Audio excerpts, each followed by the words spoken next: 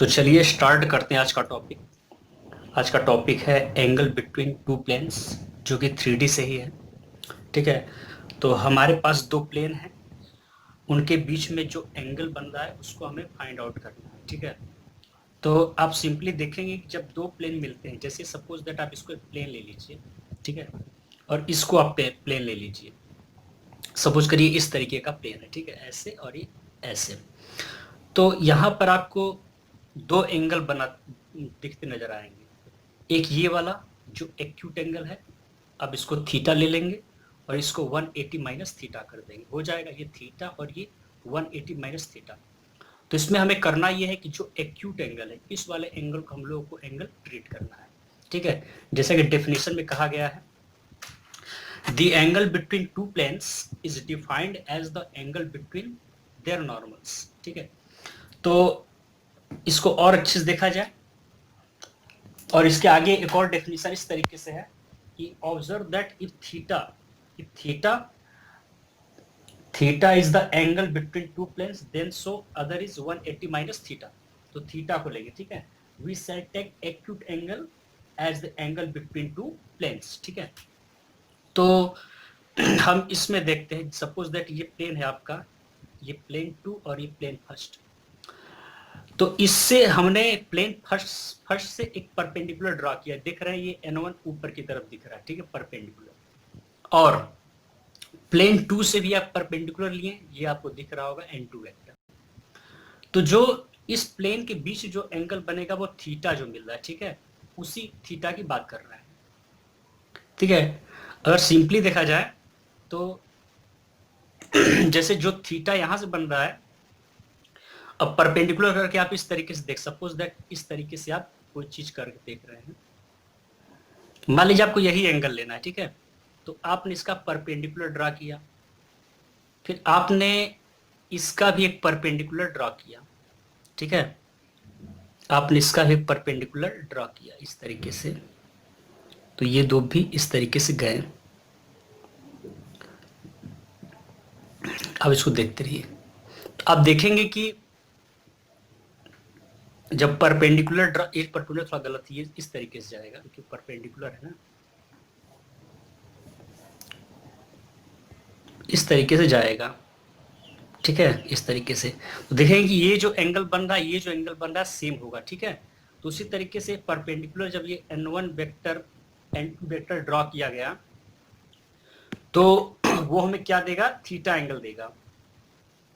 या थीटा है तो ये 90 है, तो 90 माइनस थीटा हुआ, ठीक है। फिर उस साइड में चले गए तो 90 माइनस 90 माइनस थीटा किया गया, क्योंकि वो भी इसका परपेंडिकुलर था, ठीक है। तो 90 माइनस थीटा किया गया, तो वो जैसे कि ये 90 माइनस थीटा है, तो ये 90 है, तो 90 माइनस 90 थीटा की तो ये थीटा जाएगा इस तरीके से, 90 माइनस थीटा, तो कितना आ जाएगा, कैंसिल आउट, ये थीटा आ जाएगा। थीटा इसी एंगल की बात कर रहे हैं, ठीक है। तो चलिए तो चलिए इसको स्टार्ट करते हैं, ठीक है।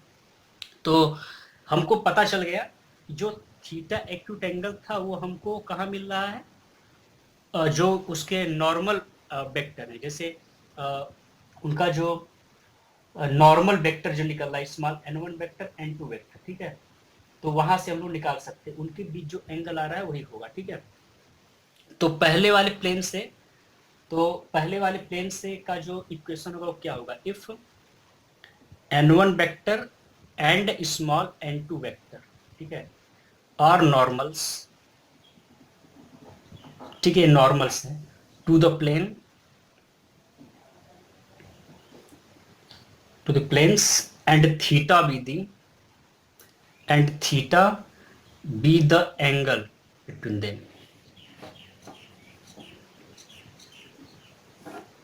between the planes, ठीक है। तो जब प्लेन का जो थीटा एंगल होगा तो नॉर्मल भी थीटा होगा, ठीक है। उसी तरीके से पहले प्लेन का इक्वेशन क्या होगा, small r vector dot n1 vector is equal to d1, ठीक है, वेक्टर फॉर्म में, और small r vector dot n2 vector is equal to d2 normal formation है, ठीक है। तो इसमें आप क्या करेंगे, देखिए सिंपली अब इसको लिख लीजिए, देन तब थीटा भी एंगल होगा, तब थीटा एंगल भी होगा उसी का, जो नॉर्मल्स बनेंगे उन दोनों के बीच के, ठीक है। Then theta be the angle between the normals to the planes drawn from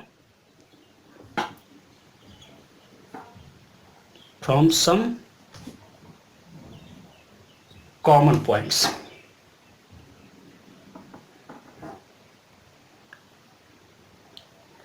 तो अब देखिए यहाँ क्या करेंगे, जब उनके बीच थीटा एंगल होगा तो आप देख सकते हैं, मान लीजिए ये इस तरीके से आपका ये n1 वेक्टर है और ये n2 वेक्टर है, ठीक है। इस तरीके से आप ध्यान से इसको ऑब्जर्व करिए, ये थीटा एंगल है।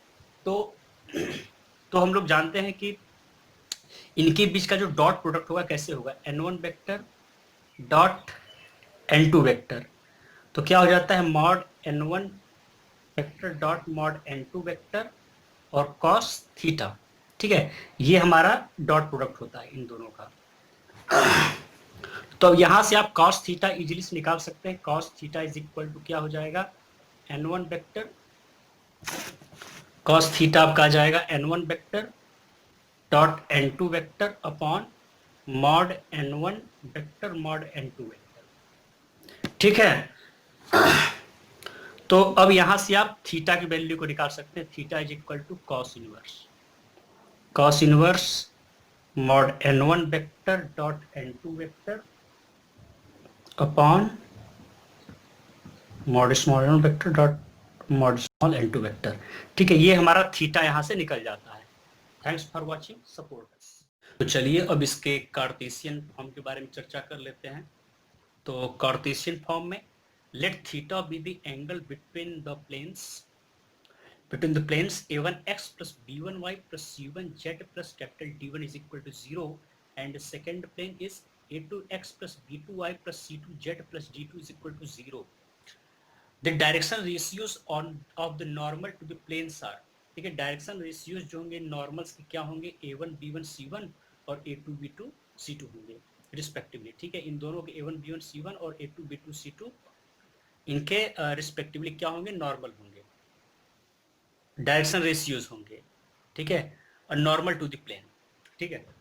तो यहां से आप कॉस थीटा कैसे निकालेंगे, देयरफॉर यहाँ पे कॉस थीटा होगा, cos theta is equal to mod a1 a2, चूंकि दूसरे से जुड़ते हुए जा रहे हैं नॉर्मल, एक दूसरे को नॉर्मल टच करेंगे, ठीक है। और ये direction ratios a1 b1 c1 है, a2 b2 c2 है, तो a1 a2 plus b1 b2 plus c1 c2 upon square root a1 square plus b1 square plus c1 square, और इसका स्क्वायर रूट करेंगे a2 square plus b2 square plus c2 square, ठीक है। तो ये हमारे यहाँ से थीटा निकाल सकते हैं। Thanks for watching.